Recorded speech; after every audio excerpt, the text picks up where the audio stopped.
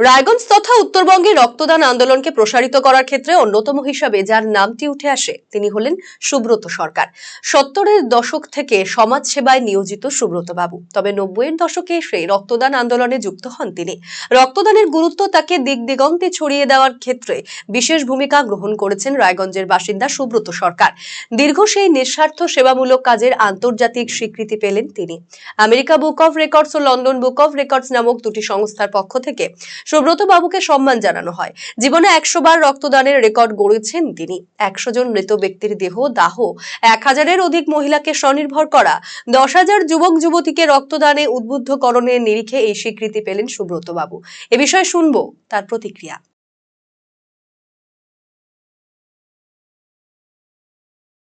বিষয়টা মানে কি একটা কাজের স্বীকৃতি, মানে দীর্ঘদিন ধরে 1998 সালে আমাদের ব্লাডের সঙ্গে যুক্ত হই। আর 1978 সালে আমি সামাজিক সেন্ট জনস রেড ক্রস বিভিন্ন এবং আমার বাবার হাত ধরে সামাজিকতার কাজে আসি এবং ধীরে ধীরে রক্তদান আন্দোলনটাকে ভীষণভাবে গ্রহণ করে তখন নিজেও রক্ত দিতাম। থ্যালাসেমিয়া বিশেষ করে যারা রক্তের অভাবে খুব সংকটে থাকে বিভিন্ন, তাদের পাশে পাশে দাঁড়ায় রক্ত দেওয়া শুরু করলাম।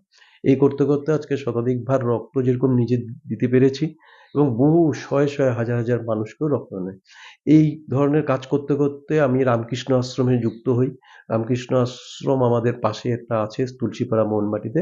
সেই আশ্রমে হাজারের উপর মেয়েকে সম্পূর্ণ বিনামূল্যে সেলাই ট্রেনিং দিয়ে এটা একটা মানে রেকর্ড হয়ে যায় যে এত সুন্দরভাবে একটা বিনা পারিশ্রমিকে এই ধরনের কাজ করা হয়েছে।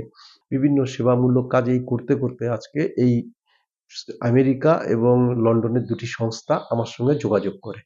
তারা বায়োডাটা এবং বিভিন্ন তথ্য চায়, বারবার করে তথ্য চেতে চেতে লাস্টে ওরা আমাকে সিলেক্ট করে ওরা দিল্লিতে যেতে বলছিল, কিন্তু আমি সেই সময় যেতে পারিনি।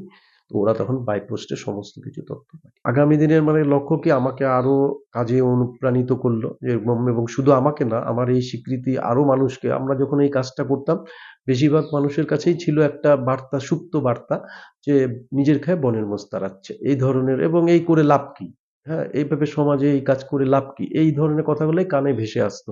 এবং আপনি জানেন যে সাধারণত মধ্যবিত্ত আমাদের মতন পরিবারে এই কথাগুলো যখন আসে যে নিজের খেয়ে বনের মোষ তাড়ানো, তখন স্বাভাবিক পারিবারিক, কিন্তু আমার পরিবার আমার পাশে একেবারে ভীষণভাবে সাপোর্ট করে গেছে এই কাজকে।